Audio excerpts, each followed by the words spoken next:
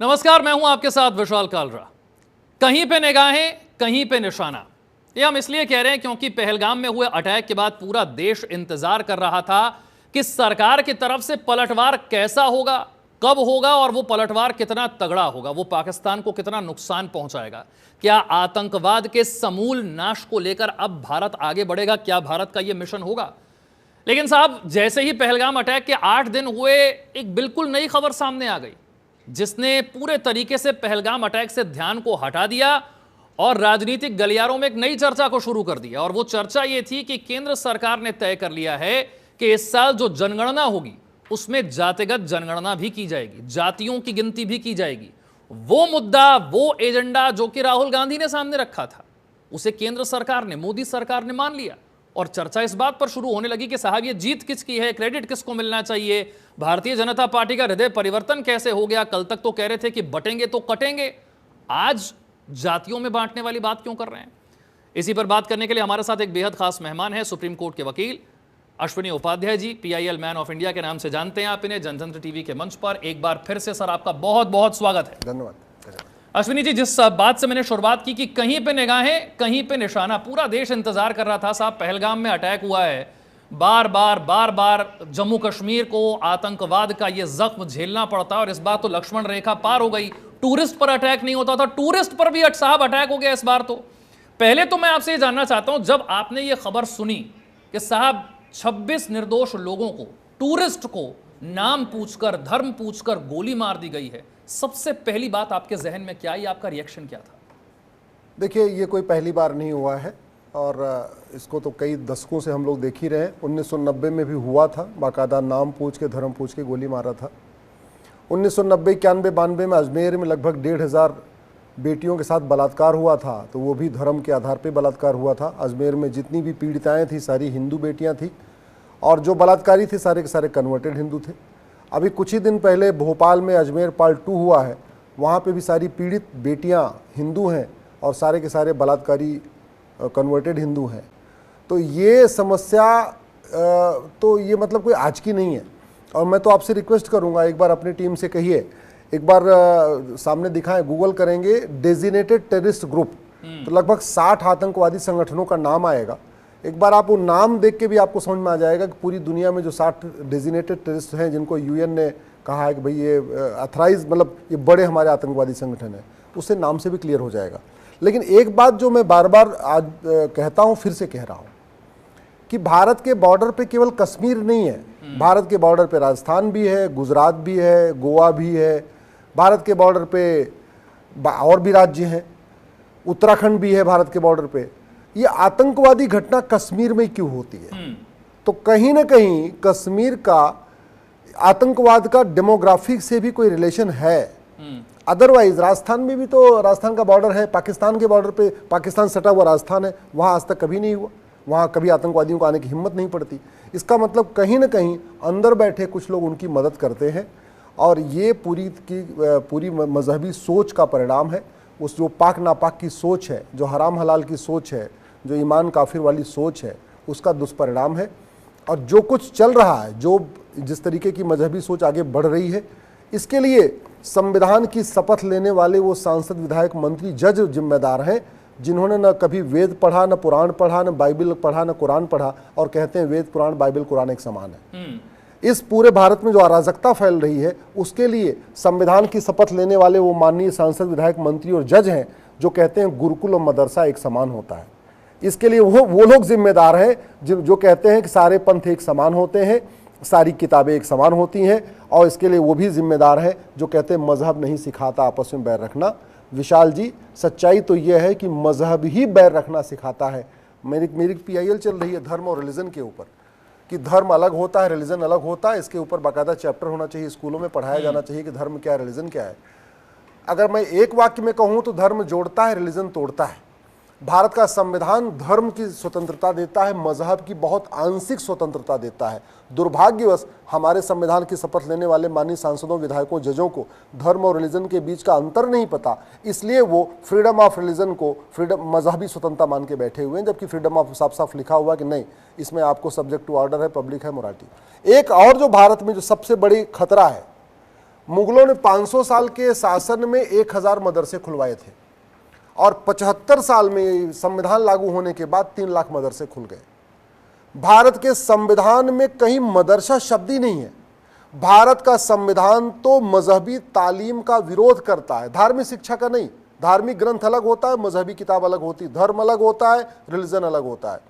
भारत के संविधान का आर्टिकल 27 कहता है कि कोई भी मजहब को प्रमोट करने के लिए 1 रुपए खर्च मत करना। अब इसको आप धर्म और रिलीजन के अंतर को आप ध्यान में रखिए। दूसरा कहता है, आर्टिकल 28 कहता है सरकार के द्वारा किसी मान्यता प्राप्त या सरकार के द्वारा किसी फंडेड स्कूल में कोई मजहबी तालीम नहीं होगी। दुर्भाग्य देखिए, इस देश में मदरसे खुलते जा रहे हैं। 3 लाख मदरसे खुल गए पिछले 75 साल में। उसी आर्टिकल 30 का हवाला देके, जिस आर्टिकल 30 में लिखा हुआ है कि लोगों को एजुकेशन इंस्टीट्यूशन खोलने का अधिकार है, एजुकेशन इंस्टीट्यूशन को लोगों ने मदरसा समझ लिया, जबकि मदरसा दीनी तालीम सेंटर है। ये हमारे लिए बहुत बड़ा खतरा है। कहते नहीं कि एक मछली तालाब को गंदा कर देती है। आज तक हालांकि किसी ने देखा नहीं कि एक मछली कोई तालाब गंदा कर पाई हो, लेकिन सच्चाई है एक मदरसा पूरे देश को खराब कर सकता है, एक मदरसा पूरे देश को बर्बाद कर सकता है। एक मेरा जो सवाल कश्मीर को लेकर था, हमने 370 हटाई। हमने कहा कि साहब इतना विकास, इतना रोजगार, इतने टूरिस्ट, 2 करोड़ 35 लाख टूरिस्ट आए पिछले साल। क्या हमारी ये सोच, ये गलत सोच थी कि विकास के जरिए, रोजगार के जरिए, इनकम बढ़ जाएगी, इसके जरिए कश्मीरी खुश हो जाएगा तो हम जिहाद से और आतंकवाद से लड़ लेंगे? क्या हमारी ये सोच गलत थी? क्योंकि सरकार का तो यही कहना था रोजगार बढ़ेगा साहब, टूरिज्म आएगा, पैसा आएगा, विकास होगा तो अपने आप जिहाद और आतंकवाद खत्म हो जाएगा। लेकिन पैसा तो खूब आया, चुनाव भी हुए, नई सरकार भी बनी, जो वो चाहते थे मुख्यमंत्री भी बन गया, जम्मू कश्मीर से सब कुछ अच्छी अच्छी खबरें आने लगी कि साहब फिर जन्नत हो गई, 2 करोड़ 35 लाख टूरिस्ट पहुंच गए। इतना विकास होने के बाद भी हम जिहाद और आतंकवाद वाली सोच से लड़ क्यों नहीं पाए? क्योंकि विकास हुआ, मदरसा बंद नहीं हुआ। बड़ा सीधा सा मतलब ये है। भारत में जब तक यूनिफॉर्म एजुकेशन सिस्टम लागू नहीं होगा, मैं पहले भी कई बार कह चुका हूँ, भारत को बचाना है, मजहबी जो उन्माद है इसको रोकना है, आतंकवाद अलगाववाद की सोच को रोकना है, तो भारत के बॉर्डर को सुरक्षित करना ही पड़ेगा। वो हमारी सेना कर लेगी, लेकिन जो अंदर से स्लीपर सेल तैयार हो रहे हैं उन स्लीपर सेल पे बैन लगाना पड़ेगा। और स्लीपर सेल तभी आपका ख़त्म होंगे जब आपका मदरसा बंद होगा। मदरसा जब तक चलेगा स्लीपर सेल तैयार होते रहेंगे। और आप इसको देख लीजिए, चाहे वो याकूब मेनन था, चाहे वो अफजल गुरु, चाहे बुरहान वानी या चाहे जो, ये मदरसे की सोच का परिणाम है कि जब हमारे वैज्ञानिक अब्दुल कलाम साहब जो भारत रत्न रहे, उनका जब जनाजा निकला तो 25,000 लोग थे उनके जनाजे में, और उस 25,000 में ज़्यादातर हिंदू थे।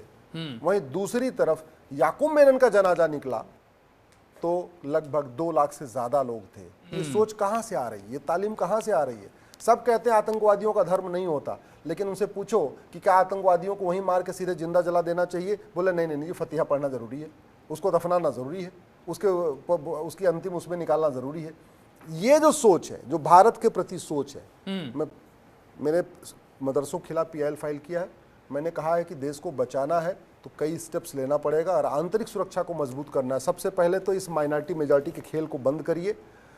माइनॉरिटी जो होता है वो हजारों में होता है, ज्यादा से ज्यादा लाखों में हो सकता है, करोड़ों की संख्या कोई माइनॉरिटी नहीं हो सकती।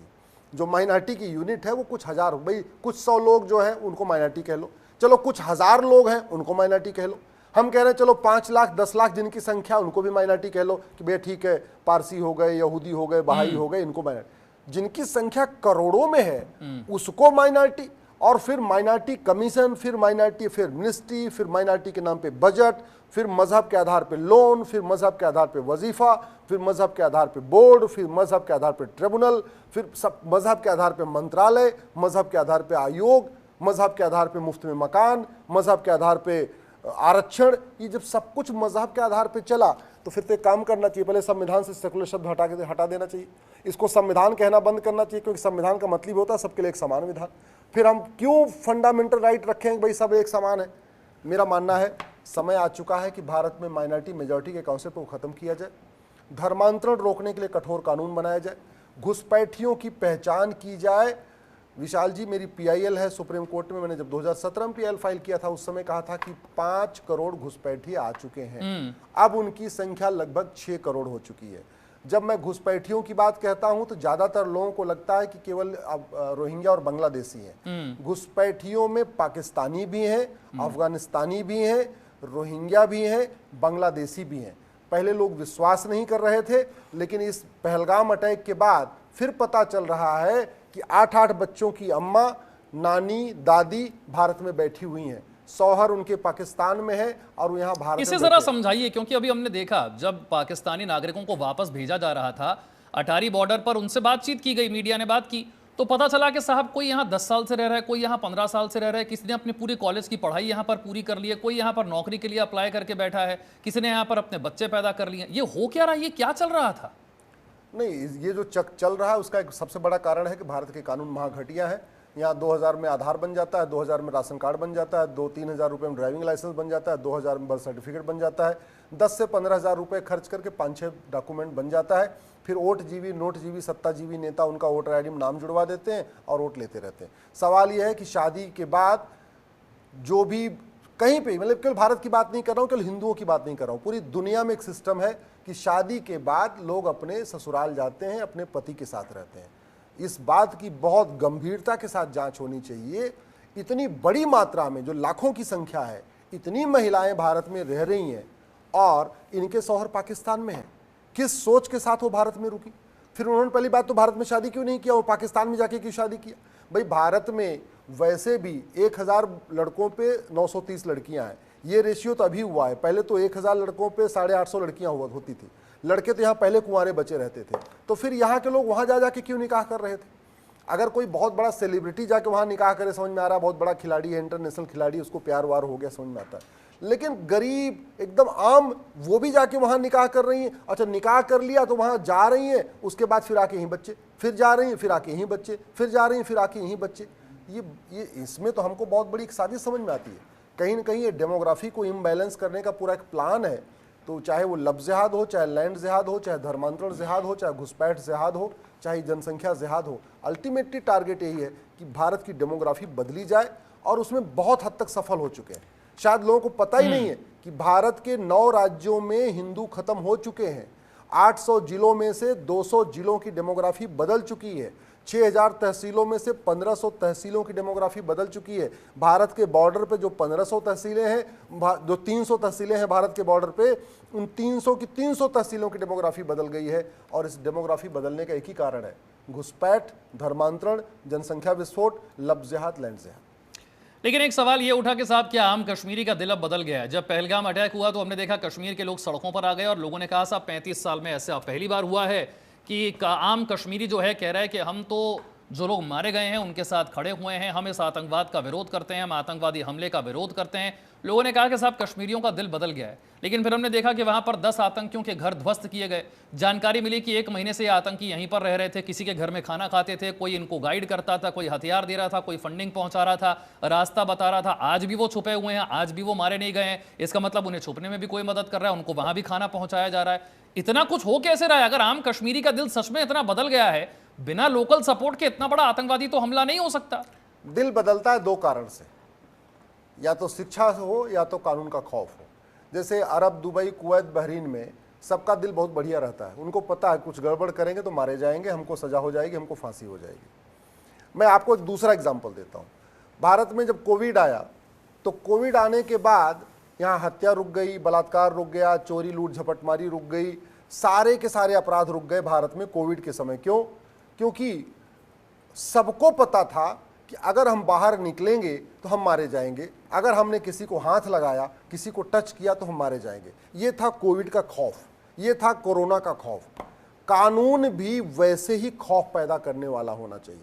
दुर्भाग्यवश हम भगवान श्री राम को मानते तो हैं, लेकिन हमने भगवान श्री राम की जो नीति थी ना, भय बिन होय न प्रीत, उसको लागू नहीं किया। हम भगवान कृष्ण का मंदिर बनाते हैं, भगवान कृष्ण की पूजा करते हैं, लेकिन भगवान कृष्ण जो कहा था सठे साठ्यम समाचरित, हमने उसके हिसाब से नियम कानून नहीं बनाया, पुलिस रिफॉर्म नहीं किया, जुडिशियल रिफॉर्म नहीं किया, एडमिनिस्ट्रेटिव रिफॉर्म नहीं किया। हमारे पूर्वज कहते थे, बड़े बुजुर्ग कहते थे, लोहा लोहे को काटता है। हम लोहा लोहे को काटता कहते तो हैं, लेकिन आज तक हमने कभी सोचा नहीं कि लोहा लोहे को काटता है, उसके हिसाब से नियम कानून बनाए।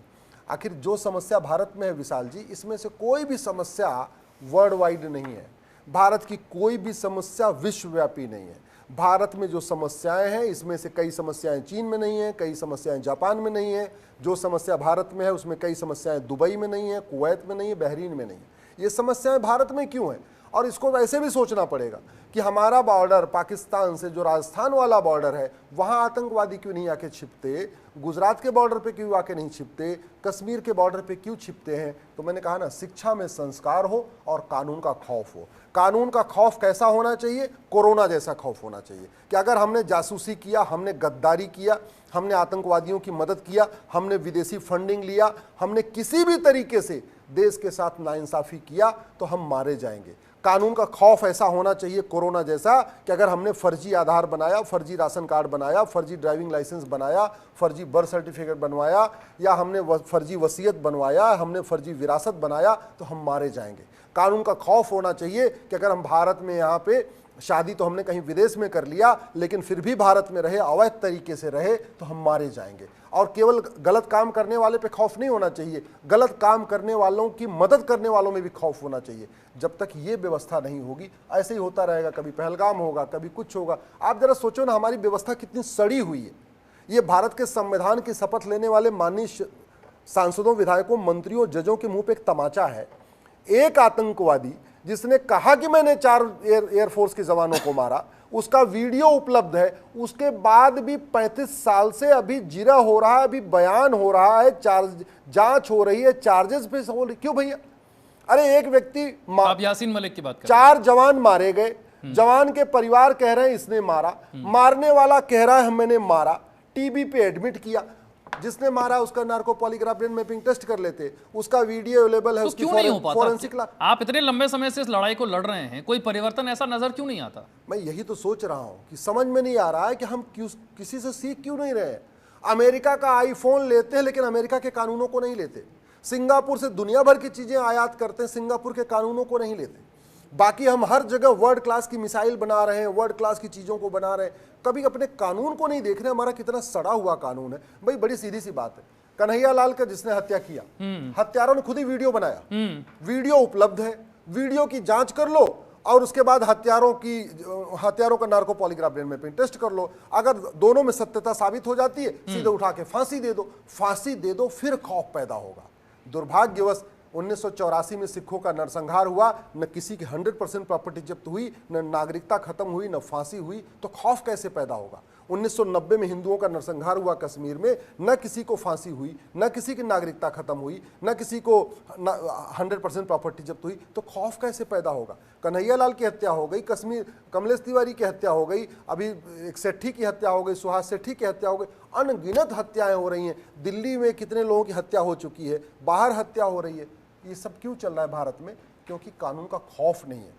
दुनिया के जिन देशों ने भगवान राम की राम नीति भय बिन होय न प्रीत और भगवान कृष्ण की कृष्ण नीति सठे साठ्यम समाचरित को अपना लिया, वहाँ शांति है, समृद्धि है, खुशहाली है। भारत में अराजकता है, भारत में बदहाली है। नहीं तो फिर बहुत सारे लोग ये सवाल पूछेंगे साहब कि 370 हटाने का फायदा हुआ क्या? जब आपने जो पिछले 2019 से लेकर 2025 तक आपने जो मेहनत की वहां पर कि साहब अमन शांति का माहौल है, आइए टूरिस्ट आए, जन्नत देखें भारत की, G20 भी हमने करवा दिया, बड़ी बड़ी बैठकें हमने करवाई, बड़े बड़े फॉरेन टूरिस्ट को हमने यहां पर बुला लिया, कई देशों के जो है वो फॉरेन मिनिस्टर्स यहां पर आकर चले गए, तो फिर हमने वो जो माहौल बनाया था, वो माहौल तो एक झटके में आकर के 4 आतंकवादी खत्म करके चले गए, हमारी सारी मेहनत पे पानी फेर के चले गए। नहीं, आर्टिकल 370 का जो परिणाम था वो हमको देखने को मिला। आतंकवाद की घटनाओं में बहुत कमी आई, अलगाववाद की घटनाओं में बहुत कमी आई, रेडिकलाइजेशन में बहुत कमी आई। हाँ, लेकिन जीरो नहीं हुआ, ये घटना दिखा रही है, पहलगाम की घटना दिखा रही है कि जीरो नहीं हुआ।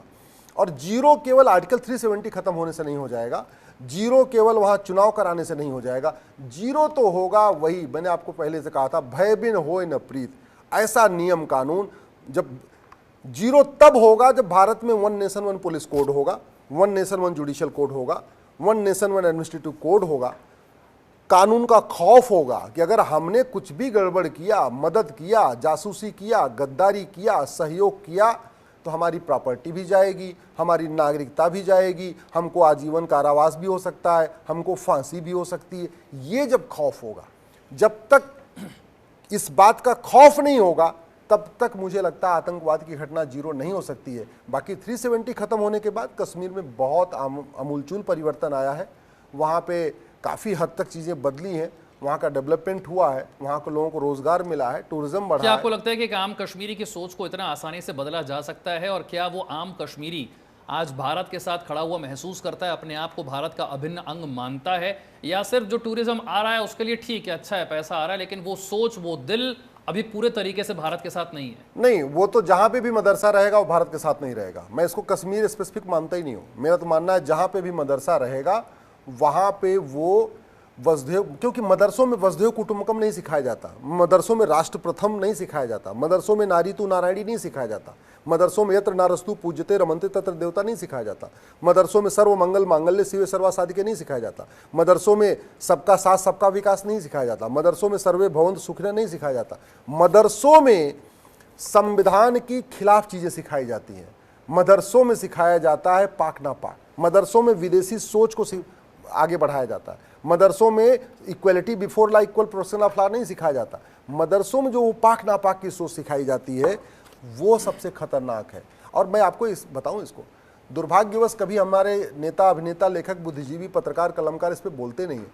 आप जरा सोचो, जब किसी बच्चे को बचपन से सिखाना शुरू कर दो कि जिसकी हम इबादत करते हैं केवल यही इबादत के योग्य है, दूसरा कोई इबादत योग्य नहीं है, और पर डे उसको यही बात सिखाइए, तो जब वो बड़ा होगा तो स्वाभाविक सी बात है उसके अंदर कट्टरपंथ आएगा, जिहाद आएगा। हमारे बच्चे क्यों नहीं कट्टर होते? हम कभी सिखाते नहीं।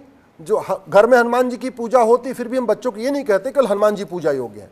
हम जिसके घर में भगवान श्री राम की पूजा होती है वो कभी नहीं कहता भगवान श्री राम पूजा के योग्य है। जिसके घर में भगवान महावीर की पूजा होती है कभी नहीं जैन कहते केवल भगवान पूजा योग्य है। सिख कभी नहीं कहते हमारा गुरु ग्रंथ साहिब ही पूजा योग्य है, हमारे 10 गुरु ही पूजा योग्य है। जैन कभी नहीं कहते हमारे 24 तीर्थंकर ही पूजा योग्य है। हिंदू कभी नहीं कहते केवल ब्रह्मा विष्णु महेश ही पूजा योग्य है, केवल गणेश हनुमान जी ही पूजा योग्य है, केवल दुर्गा लक्ष्मी सरस्वती ही पूजा योग्य, कभी नहीं कहते। इसीलिए हिंदुओं के अंदर एक सबको इंक्लूसिव लेने की आदत है।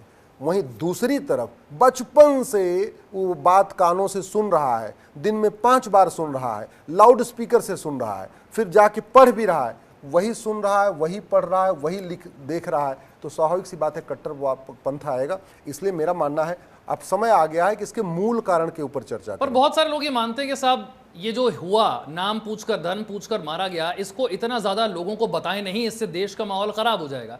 लेकिन कुछ लोगों का मानना है कि नहीं साहब ये तो धर्म युद्ध ही है, ये तो चाहते ही हैं कि धर्म पूछकर मारे, तो लोगों को बताइए, लोगों को जागरूक कीजिए। अब ये तो आपके हाथ में है कि हम देश के माहौल को क्या बनाना चाहते हैं। नहीं, पहली बात तो मेरा मानना है सच छिपाना नहीं चाहिए। सच जितना खुल के चर्चा हो, सच जितना ज़्यादा लोगों तक पहुँचे, उतना जल्दी करेक्टिव मेजर हो जाता है। बीमारी को छिपाना बीमारी को बढ़ाना जैसा है। इतने दिनों से बीमारी छिप रही थी, ये तो अच्छा हुआ इलेक्ट्रॉनिक मीडिया, कई चैनल आ गए, अखबार कई और नए नए आ गए। सबसे बड़ा इम्पैक्ट हुआ सोशल मीडिया का, काफ़ी इम्पैक्ट हुआ कि अब सच्चाई सामने आ रही है। नहीं तो पहले सरकार के कंट्रोल में रहता था, 2-3 अखबार हुआ करते थे और इलेक्ट्रॉनिक मीडिया में एक अकेला दूरदर्शन हुआ करता था। सरकार जो चाहती थी वो दिखाया जाता था, सरकार जो चाहती थी वो बताया जाता था। अब वो टाइम चला गया। सच्चाई जन जन तक जाना चाहिए, लोगों को अपना बुद्धि और विवेक से उसको अपनी एक निर्णय लेने की उनके पास एक जिससे उनको छूट मिलनी चाहिए। लेकिन मेरा मानना है कि जब तक आप भारत के संविधान को भारत के चश्मे से नहीं पढ़ेंगे, भारत के संविधान को भारतीय संस्कृति के हिसाब से नहीं पढ़ेंगे, ये समस्या रहेगी। वसुधैव कुटुंबकम नारी तो नारायणी, ये जितनी बातें हमारी संस्कृति में रही हैं, जब तक उनको आप बच्चों को नहीं सिखाओगे, जब तक आप ये नहीं सिखाओगे कि भाई सारे पंथ एक, सभी पंथों का अंतिम लक्ष्य एक समान है। अभी तो सीख रहा है, वो सीख रहा है तो मार रहा है। और ये समस्या केवल भारत की थोड़ी है। आखिर अफगानिस्तान से हिंदू क्यों खत्म हो गया? 1805 में पंडित नंदराम टिक्कू प्रधानमंत्री थे, खत्म हो गए ना हिंदू। पाकिस्तान से हिंदू क्यों खत्म हो गए? और बाकी छोड़ो, जो लोग कह रहे हैं कि आप इसको मत आप बढ़ाओ, मैं तो पूछ रहा हूँ, भारत के सभी नेताओं से पूछ रहा हूँ कि स्वर्गीय मनमोहन सिंह जी को पैजामा पहन के क्यों भागना पड़ा? आडवाणी जी को अपना घर मकान दुकान खेत खलिहान छोड़ के क्यों भागना पड़ा? इंद्र कुमार गुजराल साहब को अपना घर मकान दुकान खेत खलिहान छोड़ के क्यों भागना पड़ा? मैं भारत के सारे खिलाड़ियों से पूछ रहा हूं कि मिल्खा सिंह को अपना सब कुछ छोड़ के क्यों भागना पड़ा? और लाला अमरनाथ और मोहिंदर अमरनाथ को अपना सब कुछ छोड़ के क्यों भागना पड़ा? मैं भारत के जो लोग बॉलीवुड में निर्माता, निर्देशक या बाकी लोग हैं जिनका बॉलीवुड में इंटरेस्ट है, मैं उनसे पूछ रहा हूँ कि ऋतिक रोशन के दादा रोशन साहब को अपना सब कुछ छोड़ के क्यों भागना पड़ा?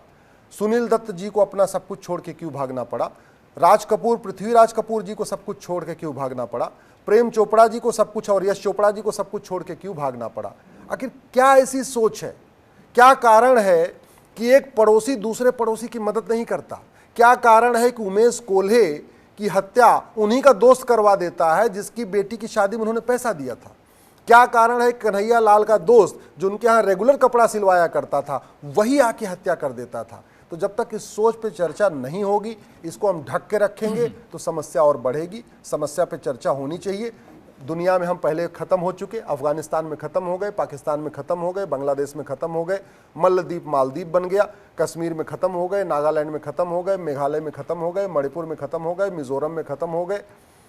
ऐसे हम 9 राज्यों में ख़त्म हो चुके हैं। 800 जिलों में से 200 जिलों में ख़त्म हो चुके हैं। 6000 तहसील में से 1500 तहसीलों में ख़त्म हो चुके हैं। पूरे बॉर्डर की डेमोग्राफी बदल गई है। अगर अभी भी इस पे हम चर्चा नहीं करेंगे, अभी भी हम कहेंगे मजहब नहीं सिखाता आपस में बैर रखना, अभी भी अगर हम कहेंगे सर्वधर्म समभाव, अभी भी हम कहेंगे कि गुरुकुल और मदरसा एक समान होता है, अगर अभी भी हम कहेंगे कि वेद पुराण बाइबल कुरान एक समान है, तो फिर समस्याएं बढ़ेंगी। इस पे चर्चा होनी चाहिए। एक सवाल अब ये भी है कि साहब, भारत सरकार का जो तरीका है जवाब देने का, वो बहुत सारे लोगों को पसंद नहीं आ रहा है।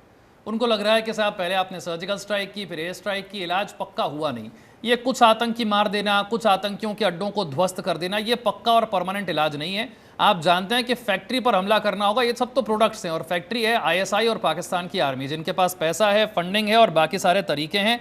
वो हर रोज़ 1000 आतंकवादी नए पैदा कर सकते हैं, वो हर रोज़ हज़ारों लोगों का ब्रेन वॉश कर सकते हैं। उनके पास पैसा भी है, हथियार भी है, फंडिंग भी है, सब कुछ वो कर सकते हैं। तो जो जड़ है उस पर आप अटैक नहीं कर रहे हैं, आप पीछे हट रहे हैं। कुछ आतंकियों के अड्डों पर एयर स्ट्राइक करके इलाज नहीं होने वाला।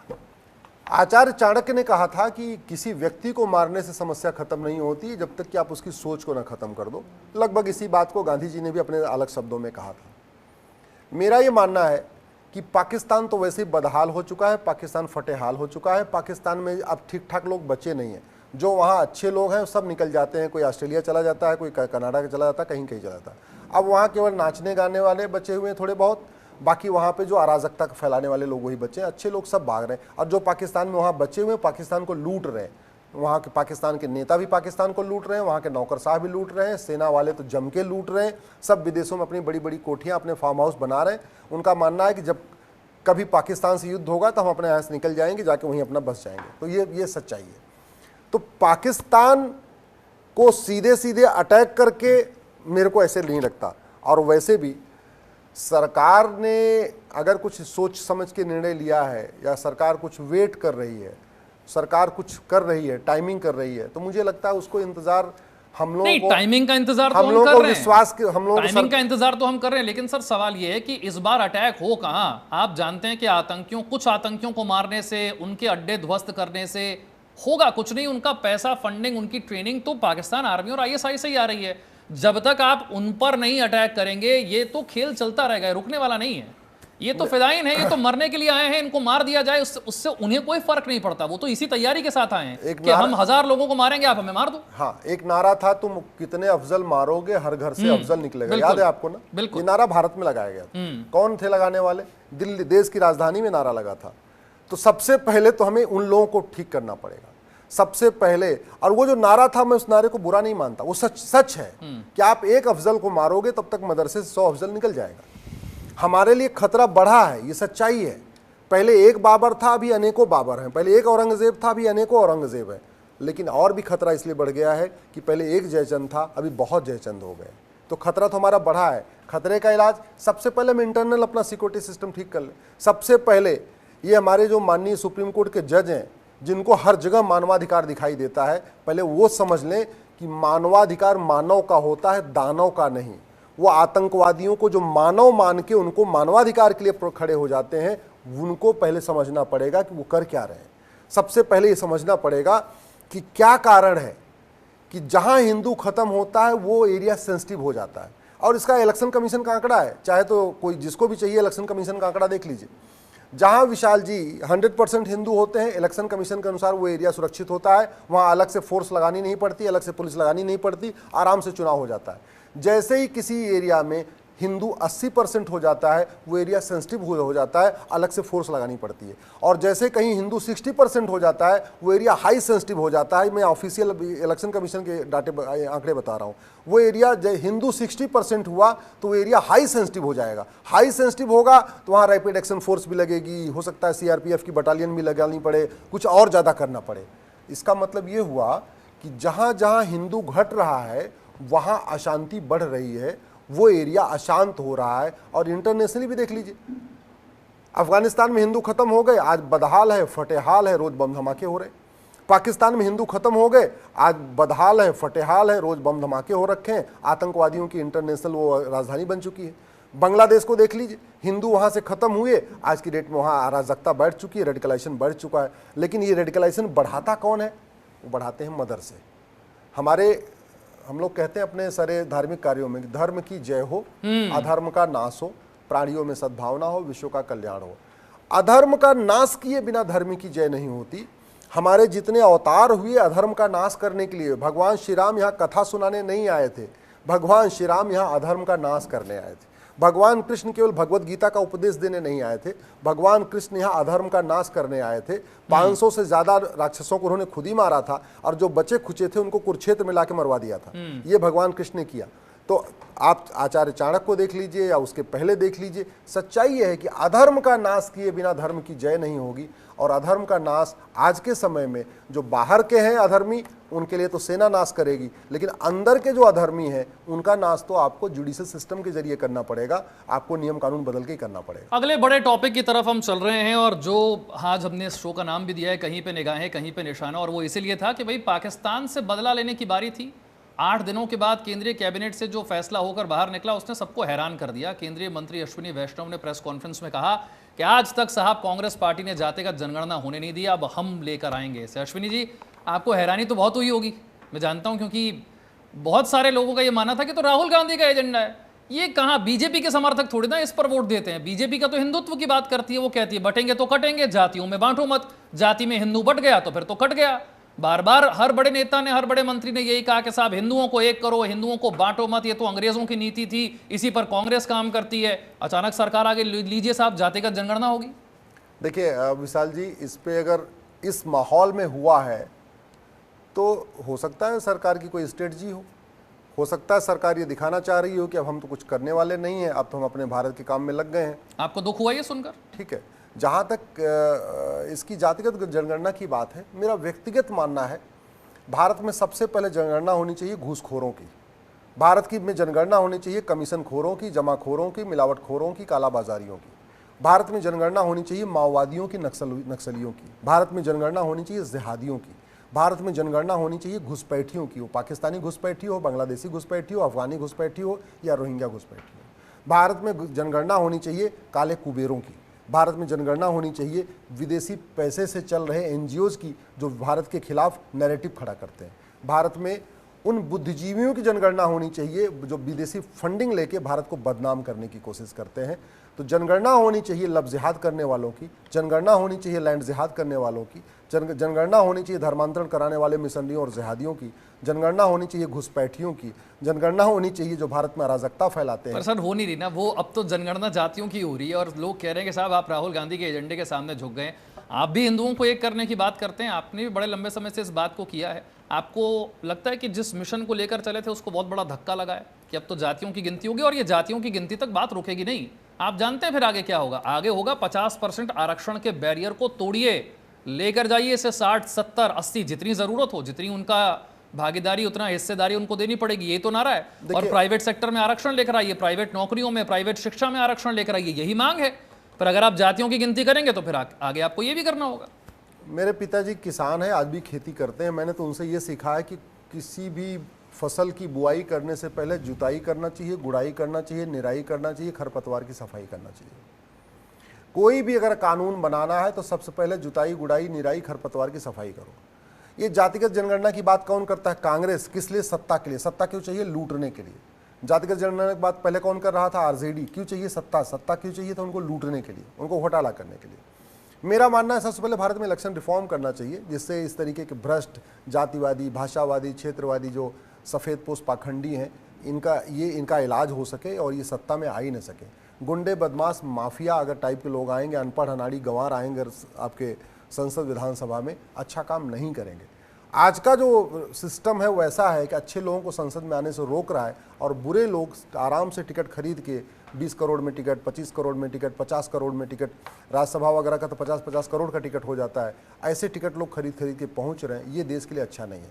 एक बात, जहाँ तक जनगणना की बात है, अगर जनगणना का उपयोग केवल इसलिए होगा कि भारत में आरक्षण बढ़ेगा, तो स्वाभाविक सी बात है, आरक्षण बढ़ेगा तो जो क्रीम है वो क्रीम और भारत से पलायन करेगी। अभी बहुत कर रही है। भारत का जो टॉप की क्रीम है, जो टॉप ब्रेन है, वो ब्रेन पलायन कर रहा है, नहीं रुक रहा है। सरकारी नौकरियों में अगर और बढ़ा, स्वाभाविक सी बात है और पलायन करेगा। और जो ब्रेन पलायन कर रहा है उससे कोई दिक्कत नहीं। मैं आपको उदाहरण आपको तमिलनाडु का दे देता हूँ। तमिलनाडु में एक नैरेटिव शुरू किया गया, एंटी ब्राह्मण नैरेटिव शुरू किया गया। डीएमके ने अपनी पॉलिटिक्स किया। चलो, उस पॉलिटिक्स के बल पे डीएमके सत्ता में तो आ गई। जानते हैं, जो लोग वहां से पलायन किए, खासतौर पर ब्राह्मण, सब तमिलनाडु छोड़ के आ गए। के पराशरन साहब अटॉर्नी जनरल बन गए, उनके बेटे मोहन पराशरन साहब सॉलिसिटर जनरल बने, गोपाल सुब्रमण्यम भी वहीं से पलायन करके आए मजबूरी में। आज की डेट में वो भारत में भी लंदन में क्वीज काउंसिल के एडवोकेट बन गए। तो सब जो वहां से तमिलनाडु से जो क्रीम थी, जो ब्रेन था, वो पलायन करके शिफ्ट करके कोई दिल्ली आ गया, कोई बेंगलोर पहुंच गया, जापान चले गए, अमेरिका चले गए। तो ये एक नुकसान होता है जब आप जरूरत से ज्यादा, अगर आप मेरिट को दबाओगे, अगर आप योग्यता को दबाओगे, तो वो दबेगा नहीं। योग्य व्यक्ति कहीं दबता नहीं। योग्य व्यक्ति तो अपना रास्ता ढूंढ लेता है। वो अपना कहीं ना कहीं, नदी के समान है, आप नदी को बांध नहीं सकते। वो कहीं और जाके अपना कहीं और सिंचाई करेगा। हाँ, अगर इसको प्राइवेट फैक्ट्रियों में डाला गया तो हमारी जीडीपी कोलैप्स कर जाएगी। कोई भी प्राइवेट फैक्ट्री का मालिक, कोई प्राइवेट काम करने वाला व्यक्ति हमें कभी वो कंप्रोमाइज नहीं करेगा। उदाहरण के लिए, आप एंकर हैं, आपके चैनल के मालिक कभी नहीं चाहेंगे कि उनको कोई इंटरफेयर करे और ये बताए कि नहीं, आपको चार एंकर ऐसे रखना है, 4 एंकर ऐसे रखना है। उनको अगर छूट नहीं मिलेगी, वो सीधे सीधे ये न्यूज़ चैनल बंद करके दूसरा काम शुरू कर देंगे। ऐसे ही अगर किसी फैक्ट्री मालिक को कहा जाएगा कि नहीं, इलेक्ट्रीशियन इतना लेना है, तो फिटर इतना लेना है, तो टर्नर इतना लेना है, अगर आप इलेक्ट्रिकल इंजीनियर में 3 ऐसे लेना है, 3 ऐसे लेना है, वो चुपचाप दुकान बंद करेगा, कहीं और जाके लगा लेगा। अब पूरी दुनिया उद्योगपतियों को जो बिजनेस देते हैं, जो रोजगार देते हैं, उनको तो सब ऑफर करते हैं, भैया हमारे यहाँ आ जाओ, हमारे यहाँ काम कर लो, हमारे यहाँ कोई दिक्कत नहीं है। तो हमें ये मानना पड़ेगा कि जब हम इस पर कर रहे हैं, ये एक तरीके से ना वो चाकू है। चाकू अगर उसका आप सदुपयोग भी कर सकते हैं, दुरुपयोग भी कर सकते हैं। पर आप तो खुलकर इतनी मजहब की बात करते हैं और बीजेपी तो हिंदुत्व और हिंदुओं को एक करने की बात करती है। आपको लगता है कि जातिगत जनगणना से विभाजन बढ़ेगा समाज में? फिर हिंदुओं को एक करने की बात तो बहुत पीछे रह जाएगी, फिर तो कोई बात करेगा ही नहीं। अभी तो बीजेपी करती है, फिर तो वो भी जातिगत जनगणना में जा रही है, फिर कौन बात करेगा हिंदुओं को एक करने की? देखिए, हमें प्रधानमंत्री जी पे भरोसा है और उन्होंने इस युद्ध काल में अगर निर्णय लिया है तो कुछ सोच समझ के लिया होगा। मुझे नहीं लगता है कि अगर इस जनगणना होगी तो इसका दुरुपयोग उनके रहते हुए होगा। स्वाभाविक सी बात है, उनके दिमाग में कुछ आज होगा। तक कोई जारी नहीं कर पाया ना आंकड़े। मतलब किसी ने, हर सरकार के मन में कुछ ना कुछ तो डर था। भाई कांग्रेस आज जरूर कह रही है, लेकिन 50-55 साल जब तक कांग्रेस राज में रही, कांग्रेस ने तो करवाई गिनती, कभी डेटा जारी नहीं किया। कर्नाटक में भी करवाई गिनती, डेटा जारी नहीं किया। कुछ तो मन में डर उनके भी था, आज जो बात कर रहे हैं, और इसलिए आज तक कभी आंकड़े आए नहीं सामने। और बीजेपी जो इसका इतना ज्यादा विरोध करती है, शायद उन्हीं के राज में पहली बार आजादी के बाद ये जनगणना के आंकड़े सामने आएंगे। जहां तक मेरा मानना है कि अब हिंदुओं को जातियों में तोड़ पाना मुश्किल नहीं, नामुमकिन है। कोई भी पॉलिटिकल पार्टी अब हिंदुओं को तोड़ नहीं पाएगी। जितना लूटना था, तोड़ना था, बांटना था, जाति के नाम पे, अगड़े पिछड़े के नाम पे, भाषा के नाम पे, क्षेत्र के नाम पे बांट लिया। अब लगता हिंदू नहीं बटेगा। अब हिंदुओं को समझ में आ गया है कि अगर हम बटेंगे तो कटेंगे। हिंदुओं को ये भी समझ में आ गया है कि हम घटेंगे तो कटेंगे। जहाँ जहाँ घटे वहाँ वहाँ कटे, जब जब घटे तब तब कटे। अब हिंदुओं को समझ में आ गया है कि एक रहेंगे तो सेफ रहेंगे। तो मुझे नहीं लगता है कि जनगणना कराने से अब हिंदू बटने वाला है। लेकिन फिर भी अगर ये हुआ तो इसका श्रेय बीजेपी ले पाएगी, आपको लगता है? आप हालांकि चुनावी लाभ पर इतनी बात नहीं करते, लेकिन फिर भी राहुल गांधी और कांग्रेस पार्टी का कहना है कि सरकार तुम्हारी, सिस्टम हमारा, जो हम कहेंगे वो करना पड़ेगा। हमने कहा किसान कानून वापस लो, आपको लेने पड़े। हमने कहा एनआरसी नहीं होगा, नहीं होने दिया। और अब देख लीजिए साहब, आप आपको वही करना पड़ेगा जो हमने आपसे कहा, आपको जातियों की गिनती करनी पड़ेगी। मुझे तो इसमें घर वापसी का बहुत बड़ा रास्ता दिख रहा है। मुझे तो इस जनगणना में घर वापसी का एक रास्ता दिख रहा है। अगर इस जनगणना को ठीक से उपयोग किया गया तो घर वापसी करानी आसान हो जाएगी। अभी तक क्या हो रहा था कि जो लोग घर वापसी करना चाह रहे थे उनके सामने दिक्कत आ रही थी कि मैं किस जाति में जाऊं, मैं कहां जाऊं, हमसे रोटी बेटी का रिश्ता कैसे कौन करेगा। तो स्वाभाविक सी बात है, जैसे ही जो कन्वर्ट हो चुके हैं उनकी और हिंदुओं की जाति एक हो गई तो उनको घर वापसी करा के रोटी बेटी की रिश्ता कराना आसान हो जाएगा। इसलिए मेरे को तो इस जनगणना का फायदा ये दिख रहा है कि घर वापसी बड़े तेजी के साथ होगी और ज्यादा स्पीड के साथ होगी। चलिए, बहुत बहुत शुक्रिया अश्विनी जी हमारे साथ जुड़ने के लिए। पाकिस्तान के अटैक से लेकर जातिगत जनगणना तक आज हमने कई सारे मुद्दों पर चर्चा की है और मैं उम्मीद करता हूं कि हमारे दर्शकों तक उन सवालों के जवाब पहुंचे होंगे जो आपके मन में इन दोनों मुद्दों को लेकर चल रहे होंगे। सर, बहुत बहुत शुक्रिया हमारे साथ जुड़ने